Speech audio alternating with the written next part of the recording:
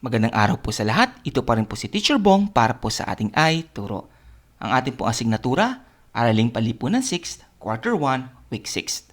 Ito po ay galing sa MELC, nasusuri ang mga pakikibaka ng mga Pilipino sa panahon ng digmaang Pilipino-Amerikano. Meron po tayong tatlo pang pag-uusapan dito. Ang unang putok sa panulukan ng Silensyo at Sosyego, Santa Mesa, labanan sa Pasong Tirad or Tirad Pass, at ang Balangiga Massacre. So, ito po yung ating timeline simula na humawak na armas ang mga Pilipino hanggang pong doon sa panahon na nagkaroon po tayo ng Unang Republika. Okay? So, nangyari po ito noong ika-7 ng Hulyo, 1892 ang pagkakatatag ng Katipunan o yung KKK. Sinundan ito ng pagkakabunyag ng lihim na samahan at naghudyat ng sigaw sa pugadlawin ng pakikibaka at nagkaroon po tayong labanan sa San Juan del Monte, sinundan ng pagpupulong ng mga magdiwa at magdalo sa Tejeros o tinatawag nating Tejeros Convention na naghalal sila at naging pangulo dito si Emilio Aguinaldo. Tinatag ni Aguinaldo ang pamahalang revolusyonaryo at ang Republika ng Biak na Bato. Pagkatapos nagkaroon ng kasunduan sa pagitan ng Espanya at ng Pilipinas, yung sa kasunduan sa Biak na Bato, na kung saan isa sa mga bahagi ng kasunduan ay ang pag-alis ni Aguinaldo papuntang Hong Kong na nangyari noong 24 ng Disyembre. Sinundan po ito ng pagpasok ng mga Amerikano sa Battle of Manila Bay noong unang araw ng Mayo 1878. Bumalik si Aguinaldo ng ika-19 ng Mayo at nagkaroon ng labanan sa Alapan Imos, Cavite na kung saan unang winigayway ang ating bandila. Iwinigayway naman sa tarangkahan ni Emilio Aguinaldo sa Kawit, Cavite noong ika-12 ng Hunyo 1878 at tinawag itong Deklarasyon ng Kalayaan kasabay ng pagwawagayway ng ating bandila. Sumunod po ay ang pamahalang diktatorial ang tinatag niya at pinayuhan siya ni Apolinario Mabini na palitan ito ng pamahalaang revolusyonaryo. Natatag ang Kongreso sa Malolos at ang Republika ng Pilipinas noong ika-23 ng Enero. Ngayon, yung ating pong aralin ay iikot lamang sa ang pananakop ng mga Amerikano na nagsimula noong ika-4 ng Pebrero 1899 at formal na natapos noong ika-16 ng Abril 1902. So ang ating pong usapan ay dun sa unang putok sa panulukan ng Silensyo at Sosyego sa Santa Mesa, Maynila at matatapos sa pagsuko ni Miguel Malvar sa Lipa, Batangas. Pero meron pa po tayong dalaw pang babanggitin. Ito ay nangyari noong 25 ng Setyembre 1903 ang pagsuko ni Simeon Ola sa Ginobatan, Albay at yung nangyari naman noong ika-14 ng Hulyo 1906 ang pakikibaka ay natapos dun sa laban ni Macario Sakay. Sige po. So, meron po tayong mga bahagi na idadagdag sa kalagitnaan ng mga nabanggit kong pangyayari kanina. Ang una, ano bang nangyari noong Abril 21, 1878? Ang unang tanong dito, bakit ba pumasok sa eksena itong mga Amerikano gayong nakipagdigma tayo sa mga Espanyol? Ano bang nagtulak sa kanila para labanan ang mga Espanyol at kampihan tayong mga Pilipino?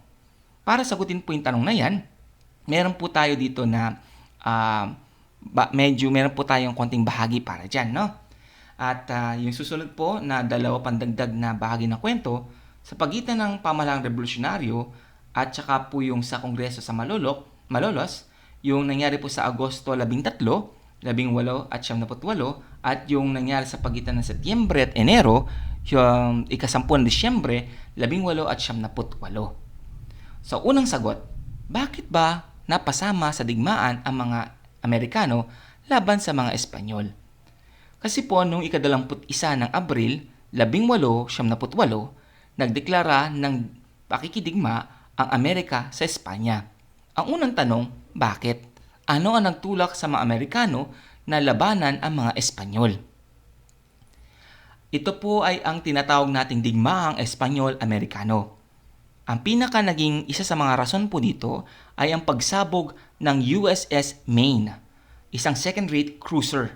Pinadala po ito upang ingatan ang interes ng mga Amerikano sa bansang Cuba na noon ay nakikidigma para sa kanilang kalayaan kamukha ng sa Pilipinas. At sa pagsabog ng USS Maine ay mayroong 266 ang namatay na Amerikano. So, bakit ba sumabog ang barkong ito? Ito po ay misteryoso. Hanggang sa panahon ngayon ay wala pa pong eksaktong dahilan. Pinagdedebatehan pa rin ano ba yung tunay na nangyari noong panahon na yon. At para po maliwanagan tayo, may dalawa po kasing kwento dito. Ang una, batay sa mga Amerikano na nag-imbestiga ay may pumutok daw sa loob ng barko. Batay naman sa hinala ng mga Amerikano, ang nangyaring pagsabog daw ay nangyari sa labas ng barko at hindi sa loob. So iniisip nila, pinaparatangan nila na may kinalaman ng mga Espanyol sa pagsabog nito. Kung kaya, ay nagkaroon po ang digmaan sa dalawang bansa. Pag-usapan po natin yung mismong barko, yung USS Maine. Ito po ay 9 na taon na ginawa. Napakatagal na taon. At nung panahon po na ito ay makomisyon na o magamit na, lumang modelo na po ito. Marami na po mga bagong mga sakyan na mas mabilis at mas malakas kumpara dito. Ito po ay nakadaong sa Havana, Cuba. So ang unang tanong dito, kung talagang pinoprotektahan ng Amerikano ang kanilang interes sa bansang Cuba, bakit isang second-rate cruiser ang kanilang papadala at hindi yung mga makabago at yung mga mas makapangyarihang mga sakyan na meron sila? So yun po yung maaaring natin maging tanong, katulad ng mga naging tanong ng mga ibang mga historian. Okay? So, ang nangyari po kasi nagkakaroon digmaan sa kasarilan o kalayaan ng Cuba na kung saan later on ay pinangakuan ng Estados Unidos na ang bansang Cuba na tutulungan sila para magkaroon ng kalayaan para labanan ang mga Espanyol. Okay? So ngayon, yun po yung magpapaliwanag kung bakit pumasok sa eksena ang mga Amerikano sa atin. So dahil nagkaroon digmaan sa pagitan ng Amerika at ng Espanya, ang unang-unang gagawin siyempre, atakihin lahat ng puwersa na pwedeng tumulong sa digmaan. At sa Pilipinas po nakadaong ang malaking numero ng mga sasakyang pandigma ng mga Espanyol. Kung kaya, inutusan si Commodore George Dewey noong panahon na yon, hindi pa siya general, para harapin ang mga pangkat ni Patricio Montojo ng mga Espanyol sa isang digmaan. At doon nga po naganap yung Battle of Manila Bay. Okay, so yan po yung dahilan kung bakit ang mga Espanyol ay napasama sa digmaan. Okay, kung hindi po tayo sakop ng mga Espanyol noong panahon na yon, ay hindi naman po sila pupunta sa ating bansa para makipagdigma. Sumunod, nagkaroon ng deklarasyon ng kalayaan, pamahalaan diktatorial, revolusyonaryo. Ano yung sumunod? Noong 13 ng Agosto, 1898, nangyari po yung tinatawag nilang Mock Battle of Manila. Ito po yung kunwaring digmaan sa Maynila. Paano po ito nangyari? Kasi po, nung isang araw bago ito, yung 12 ng Agosto, 1898, ay napagkaroon po ng kasunduan sa pagitan ng mga Espanyol at mga Amerikano na ititigil po nila yung kanilang labanan at magkakaroon po sila ng usapan tungkol sa kapayapaan sa buwan ng Oktubre. So, para po magbigay daan para doon, ay magkakaroon muna silang tinatawag nilang ceasefire. So, kung tutuusin po, ay wala namang digmaan na nagaganap. Kaya po yung sumunod na araw, dahil ayaw pong mapahiya ng mga Kastila sa mga Pilipino, mas ninais sila na ipakitang natalo sila sa digmaan. Kung kaya, sa panahon nito, ay lihim na kunwari ay nagkaroon ng labanan sa lupa at natalo ang mga Kastila. Pero kung tutuusin, bago po yung panahon na to, marami na mga Kastila ang umalis sa bansa. Kung kaya maliit lamang na puwersa ang natitira. At dito, nagkaroon ng mga prisoners of war ang mga Amerikano. Pero, ang nakakapagtaka dito, nang makasakop ng mga Amerikano ang Intramuros, hindi pinapasok ang mga revolusyonaryong Pilipino. So, yun yung medyo nakapagtataka. Bakit hindi sila pwedeng pumasok gayong kasama naman silang lumaban sa mga Espanyol noong panahon na yun? Medyo naging totoong battle po dahil may mga namatay. No? Pero, ito po ay isa lamang skirmish, isa lamang palabas. Na po. So sumunod ay nagkaroon tayo ng pagkatatag sa ating Kongreso ng Malolos at ito nga po yung nangyari. Noong ika-10 ng Disyembre 1898, nagkaroon po yung kasunduan sa Paris sa pagitan ng Estados Unidos at ng Espanya. At dito, nangyari ang hindi inaasahan. At ano po yun? Ito po yun. Nalaman ni Felipe Agoncillo, yung pong tinatawag na ito po si Felipe Agoncillo, yung mga kasalukuyang sitwasyon ng Pilipinas. Bilang unang diplomat ng pamahalaan ni Aguinaldo, pinadala siya doon upang maging kinatawan ng Pilipinas sa mga usapin tungkol sa ating bansa. So, ginawa lahat niya upang hindi maratipika ang kasunduan sa Paris simula Oktubre, okay? Hanggang yung mismong araw na maratipika ito. So, hinahabol pa ni Felipe Agoncillo yung nangyari noong ika-10 ng Disyembre dahil hindi siya pinayagan sa pagpupulong. Bagay na nagtataka siya na bakit hindi siya kasama o bakit hindi isinama ang mga kinatawan ng Pilipinas. So, ang naging rason dito, ayon kay Pangulong William McKinley, ay kukunin ang Pilipinas bilang benevolent assimilation. Ibig sabihin ay ito ay kanyang kukunin pamumunuan ng Amerika para ipakita yung tamang pamamahala. Bakit ganun? Kasi ayon kay Taft, aabutin pa daw ng 50 hanggang 100 taon para daw turuan ng pamamahala ng gobyerno ang mga our little brown brothers. Yun po yung tawag nila sa mga Filipino that time. Little brown brothers. Okay?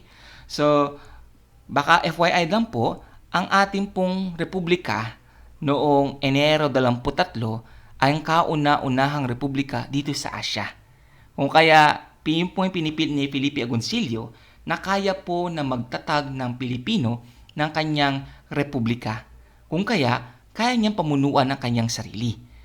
Yun nga po, nung nangyari po yung kasunduan sa Paris, meron pong mga 3 bagay na naganap. Una, magkakaroon ng kalayaan ng Cuba at tutulungan silang mamahala ng mga Amerikano.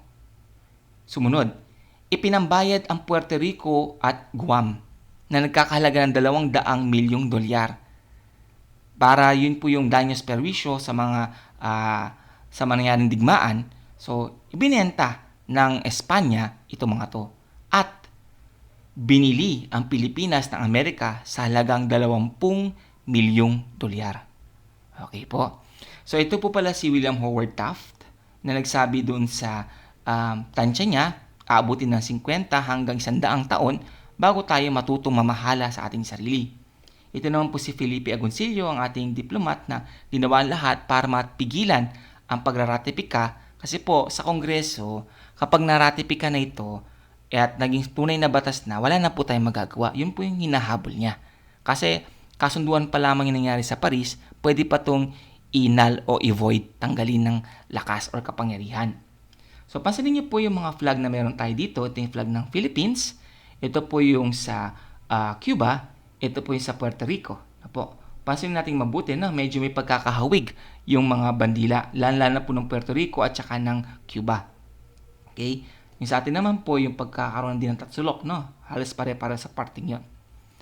Ngayon, ay babalik po tayo doon sa usapin nga natin na noong nangyari po yung kasunduan sa Paris, ito po yung nag-seal sa ating pong fate nating mga Filipino na tayo ay akala natin tinulungan tayo ng mga Amerikano para magkaroon ng kalayaan, yung pala, lilipat lamang po tayo pala ng mananakop. Okay? So, yan po yung nangyari bago yung Republika ng Malolos. Now, pag-usapan na po natin yung pananakop. Actually po, ang mga puwersa ng mga Amerikano na nasa ating bansa ay mga volunteers ng Nebraska, ng Texas, ganyan. So, ngayon po, nung sila ay pumunta sa ating bansa, nakapaghihinala nga lang sa parte ni Aguinaldo bakit ang dami ng puwersa na patuloy na pupunta ng mga Amerikano. Gayong nakuha na yung kalayaan ng Pilipinas. bagay na nilalabanan nga ni Felipe Agoncillo na malaya ng Pilipinas mula sa mananakop. Subalit, nagkaroon po ng parang pansamantalang hindi maintindihan kung anong sitwasyon. Pero ang utos ni McKinley ng panahon po yun ay wag na wag lalabanan ng mga Pilipino hanggat hindi sila nagsisimula ng kanilang paglaban. Ito po yung nangyari noong ika-4 ng Pebrero 1899. Ito po si William Grayson. Siya po yung unang Amerikano na bumaril at naging simula ng digmaang Pilipino-Amerikano. Ito po yung tinatawag nilang unang putok. Okay? So, pag-usapan po natin ng konti yung nangyaring ito. Ito po yung simula ng digmaang Pilipino-Amerikano nang si William W. Grayson at kasama si Orville H. Miller ay nagpapatrolya sa kanilang lugar sa block house number 7, Sociogo Street, Santa Mesa, Maynila. Ito po yung sa pagitan ng Maynila at ng Sampaloc. Okay? So, kasyam ng gabi nang nangyari po yung insidente. According po to sa history or sa kwento, sa story po ni Grayson, na sila daw ay nandoon, kasama niya daw si Orville Miller, nang may napansin daw sila na parang meron daw nagbibigay ng sinyales, no? Mga Pilipino sa pamagitan na parang huni ng ibon. Pagkatapos yung ikatlo ay meron daw liwanag na ipinapakita na parang kulay pula, ganon. So parang nagsisinyasan sila. At dahil dito ay meron daw siyang nakita na parang mula sa anino na umangat. So sinabi niya daw ay halt. Sabihin tigil. Tapos pangalang beses sinabi halt. Tapos ang sagot daw ng Pilipino is halto. Ganyan. Kung saan, binaril na nitong si William Grayson. Yung binaril niya, ay may dalawa daw na yun nga yun ang sisenyas kanina na nanggaling sa kanilang likuran na sila pinupuntahan. At nung nangyari ito, ay pinaputukan ulit ni Grayson at this time pati si Miller itong mga pasulong at namatay. Okay? So ang una pong nabaril sa panahon na yun ay si Corporal Anastasio Felix. Siya yung unang nasawi, Pilipino. At dahil po na nangyari nga to, yun yung enkwentro, ito po yung naging simula o mitya ng digmaang Pilipino-Amerikano. At after po na mangyari ito, ay nagsimula na ang pagsakop ng mga Amerikano sa ating bansa. Iba't ibang panig, iba't ibang probinsya ay nagkaroon ng mga pakikibakang mga ating ninuno. Subalit, noong ika-31 ng Marso, 1899, ay nagapi ang Malolos. Bumagsak sa kamay ng mga Amerikano ang Malolos, Bulacan. Kung kaya, napilitan itong si Emilio Aguinaldo na ilipat ng kanyang kabisera dito sa San Isidro, Nueva Ecija. Okay? So, yung seat of power ng unang Republika ng Pilipinas mula sa Malolos ay nalipat sa Nueva Ecija. At nung nangyari nga ito, pinuntahan pa rin ang ating Pangulo para siya po ay mahuli kasi napakahalaga na hulihin ang pinuno upang mawalan ng moral ang lahat ng mga nasasakupan. Dahil dito ay inuutos ni Aguinaldo, okay, na magkaroon ng guerrilla warfare. So, inabolish niya muna o tinanggal niya muna yung republika at ginawa niya yung paglalaban na hindi sentralisado kundi desentralisado, yung guerrilla warfare. Pag sinabi mong guerrilla warfare, ito yung lalaban tapos aatras. So sasama ang mga Pilipinong revolusyonaryo sa mga masa upang hindi sila madakip. Subalit, napag-alaman ang pagtakas nga nitong si Aguinaldo kung kaya hinabol pa rin siya at umabot ang habulan sa bahagi na kung saan yung pasong tirad. At dito nakita nila Aguinaldo na magandang bigyan ng tanggulan ang lugar na ito dahil napakaganda ng lugar para magkaroon ng lugar na tanggulan para hindi agad makahuli o makuha itong si Aguinaldo. Kung kaya, inialay ni Gregorio del Pilar, ang batang general, ang kanyang buhay 10 ng iba pang mga tauhan para sa digmaang ito o para sa labang ito. Sa labanang ito, na nangyari sa Pasong Tirad, 52 mula sa 60 Pilipino ang namatay. Sa tansya ng mga Amerikano, nasa 150 daw.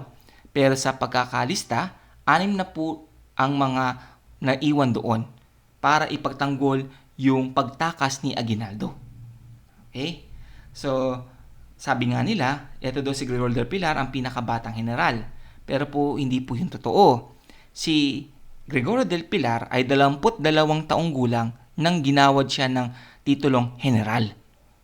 Subalit, yung pinakabata ay itong si Manuel Tinio na ang edad niya ay 20 nang naging siyang isang brigadier general. So, sa history-wise, ay hindi po si Gregorio ang pinakabatang general. Yun nga lang, si Gregorio ang nagtanggol ng buong puso. Alam nila na ang kanilang gagawin na last stand dito sa Pasong Tirad ay magiging dahilan ng kamatayan nila. Pero sabi niya nga, ay siya po sa kanyang diary, siya po ay very proud. Siya ay masaya na bibigyan ng pagkakataon na ibuwis ang buhay niya para sa pagmamahal sa kanyang inang bayan. At noong 23 ng Marso, 11 ay nahuli naman si Aguinaldo sa palanan Isabela. Tanong, paano po ba siya nahuli? Ang kanyang pagkakahuli ay dahil gumamit ng taktika si Funston. Si Funston po, si Colonel Funston, siya yung nagsimula ng paraan para madakip si Aguinaldo. Ang ginawa niya po, pinagpanggap niya na nakahuli ng mga sundalong Amerikano ang ilang mga Pilipino. Kasi meron po silang nakuwang mensahero na kung saan pinapadala ni Aguinaldo sa kanyang lugar ang ilang mga sundalong revolusyonaryo. At nung nahuli ang mensaherong ito, ay gumawa nga ng taktika si Funston. Ang ginawa niya nga, kumuha siya ng mga sundalo mula sa kanilang infantry, yung attack dog ng mga Amerikano, yung mga Makabebe, no? Yung mga Makabebe Scouts.